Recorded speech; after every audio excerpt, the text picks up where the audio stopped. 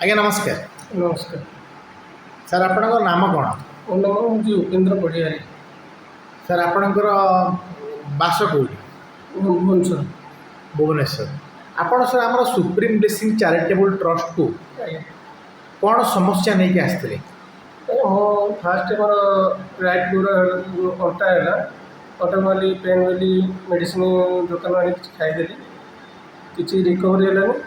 ସେଠୁ ନିରୋ ବିଭାଗକୁ ଯାଇଥିଲି ସନସାଇନ୍ ହସ୍ପିଟାଲ, ସେଠି MRI କରାଗଲା। ସେଠି ଡକ୍ଟର କହିଲେ ଆପଣ କଣ୍ଡିସନ୍ ଉପରେ ଅଛି, ଅପରେସନ୍ ଷ୍ଟେଜ୍ରେ ଅଛି।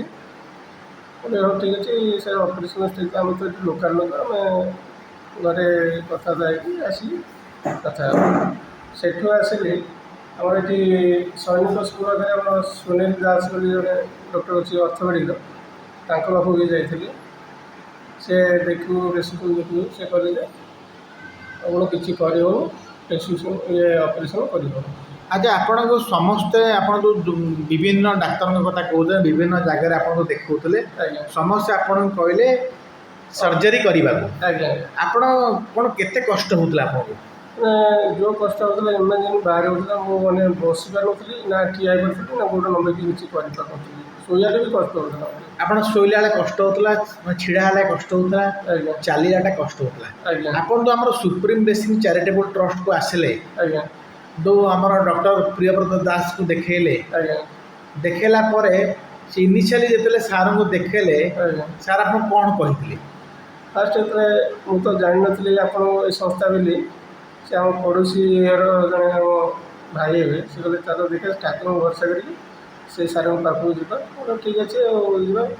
ଯେତେବେଳେ ଫାଷ୍ଟ ଆସିଲୁ ମୁଁ ତ ଚାଲିପାରୁନଥିଲି, ଧୀରେ ଧୀରେ ଆସି ଚାଲି ବସିଲି। ସେଠୁ ସାର୍ କହିଲେ ଫାଷ୍ଟ ମୋତେ ଟ୍ରିଟମେଣ୍ଟ କଲେ, ଦେଖି ଗୋଡ଼ ଟେକିକି ହାତ ଶୁଖିକି ଟେଷ୍ଟ କଲେ। ସେଠୁ ସେ ପଛରେ MRI ରିପୋର୍ଟ ଦେଖିଲେ। ଦେଖି ସାରିଲା ପରେ କହିଲେ ନାଇଁ ମୋତେ ଏତିକି ଦିନ ସମୟ ଲାଗେ, ଟାଇମ୍ ଦେବେ ଯଦି ମୁଁ ଚିକିତ୍ସାଟା ଆରମ୍ଭ କରିବି। କାହିଁକି ଯଦି ଟାଇମ୍ ନ ଦେବେ କରିବେନି, ମନା କଲି। ଫାଷ୍ଟ କଲେ 7 ଦିନ ମୁଁ ଫାଷ୍ଟ ପକାଉଛି, ଦେଖେ ତାପରେ ଟ୍ରାଏଲ୍ କରିବେ, ଭଲ ହେଲେ ଆସିବି, ନହେଲେ ବ୍ୟବସ୍ଥା କ'ଣ କରିବେ। ଆପଣ ତ ସୁପ୍ରିମ୍ ବ୍ଲେସିଂ ଚାରିଟେବୁଲ୍ ଟ୍ରଷ୍ଟକୁ ଗୋଟେ ଆଶା ନେଇକି ଆସିଥିଲେ, କଷ୍ଟ ବହୁତ ପାଉଥିଲେ ଆସିଥିଲେ, ସାର୍ ଆପଣଙ୍କୁ 3 ମାସ କହିଥିଲେ ଚିକିତ୍ସାରେ ରହିବାକୁ। ଆଜ୍ଞା ଆଜ୍ଞା ଏବେ ଯେଉଁ ସାର୍ ଯେଉଁ ପ୍ରଥମରୁ କହିଥିଲେ ଯେ 3 ମାସ ଟ୍ରିଟମେଣ୍ଟ ଆପଣ ରେଗୁଲାର ଆସି କଲେ, ଆଜ୍ଞା କଲା ପରେ ଏବେ ଆପଣଙ୍କୁ କେତେ ଉପଶମ ଲାଗିଛି? ମୋତେ ସାର୍ ବହୁତ ଉପଶମ ଲାଗିଛି। ମାନେ 80ରୁ 90% ମୋର ଉପଶମ ହେଇସାରିଛି। ଆପଣ ତ ଇନିସିଆଲି ଯେଉଁ କହୁଥିଲେ କଷ୍ଟ ହେଉଥିଲା, ରାତିରେ ଶୋଇଲା ବେଳେ କଷ୍ଟ ହେଉଥିଲା, ଚାଲିଲା କଷ୍ଟ ହେଉଥିଲା, ଏବେ ସେ ରାତିରେ ଶୋଇଲେ ଆପଣ କଷ୍ଟ କିଛି ହେଉଛି କି? ନାଇଁ ନାଇଁ, ସେ କଷ୍ଟ କିଛି ଆଉ ନାହିଁ। ଚାଲିଲେ ବି କିଛି କଷ୍ଟ ନାହିଁ। ମୁଁ ବର୍ତ୍ତମାନ ଏବେ 1.5 ଚାଲୁଛି ମର୍ଣ୍ଣିଂରେ। ଆପଣ 1.5 କିଲୋମିଟର ଚାଲୁଛନ୍ତି। ଆଜ୍ଞା ଆପଣ ଇନିସିଆଲି ଗାଡ଼ି ଚଲାଇ ପାରୁନଥିଲା, ବହୁତ କଷ୍ଟ ହେଉଥିଲା, ଆପଣ ଅଟୋରେ ଆସୁଥିଲେ ଆଜ୍ଞା ବା ଅନ୍ୟ କାହା ସାହାଯ୍ୟରେ ଆପଣ ଆସୁଥିଲେ ଫିଜିଓଥେରାପି ଟ୍ରିଟମେଣ୍ଟ କରିବାକୁ। ଆଜ୍ଞା ଆପଣ ଯେଉଁ ରହିଲେ ତାଙ୍କ 3 ମାସ ଚିକିତ୍ସାରେ ସୁପ୍ରିମ୍ ବ୍ଲେସିଂ ଚାରିଟେବୁଲ୍ ଟ୍ରଷ୍ଟରେ ଆଜ୍ଞା ଯେଉଁ ରହିଲା, ଯେଉଁ ଟ୍ରିଟମେଣ୍ଟ ହେଲା, ଆଜ୍ଞା ଏବେ ଆପଣଙ୍କୁ ନିଜେ ଗାଡ଼ି ଆପଣ ନିଜେ ଚଲାଇ ପାରୁଛନ୍ତି, ଆଜ୍ଞା ଆଜ୍ଞା ନିଜେ ଗାଡ଼ି ନିଜେ ଚଲେଇକି ବର୍ତ୍ତମାନ ଆସୁଛି। ରାତିରେ ଆପଣ ଶୋଇପାରୁଛନ୍ତି, ଆଜ୍ଞା ବହୁତ ଶାନ୍ତିରେ ଶୋଇପାରୁଛି ଟିକେ। ଏବେ କିଛି କଷ୍ଟ ହେଉଛି ନାଇଁ ନାଇଁ, ସେମିତି କିଛି କଷ୍ଟ ନା? ନାହିଁ। ଆପଣ ତ ଭୟଭୀତ ହେଇଥିଲେ ଇନିସିଆଲି, ଆଜ୍ଞା ଆପଣଙ୍କୁ କୁହାଯାଇଥିଲା ଯେ 48 ଘଣ୍ଟା ଭିତରେ ପଇସା ଯୋଗାଡ଼ କରନ୍ତୁ, ନହେଲେ ସର୍ଜରୀ ହେଇଯିବ। ଆଜ୍ଞା ଆଜ୍ଞା ଏବେ ଆପଣଙ୍କୁ କେତେ ଆପଣଙ୍କୁ ସୁସ୍ଥ ଲାଗୁଛି? ମୋତେ ଏବେ 90% ମୋତେ ସୁସ୍ଥ ଲାଗୁଛି। ଏବେ ଲାଗୁଛି? ଏବେ ଆପଣ ତ ଆମ ପାଖକୁ ଏଇଭଳିଆ ରୋଗୀ ଯେଉଁ ଆସୁଛନ୍ତି ଆମର ସୁପ୍ରିମ୍ ବ୍ଲେସିଂ ଚାରିଟେବୁଲ୍ ଟ୍ରଷ୍ଟକୁ, ଆଜ୍ଞା ଆପଣ ତାଙ୍କୁ କ'ଣ ପରାମର୍ଶ କହିବେ ଆମ ଟ୍ରଷ୍ଟ ବିଷୟରେ, ସୁପ୍ରିମ୍ ବ୍ଲେସିଂ ଚାରିଟେବୁଲ୍ ଟ୍ରଷ୍ଟ ବିଷୟରେ? ଶୁଣନ୍ତୁ, ବର୍ତ୍ତମାନ ମୁଁ ଗୋଟେ ଧନ୍ୟବାଦ ଦେବି ସୁପ୍ରିମ୍ ଟ୍ରଷ୍ଟକୁ।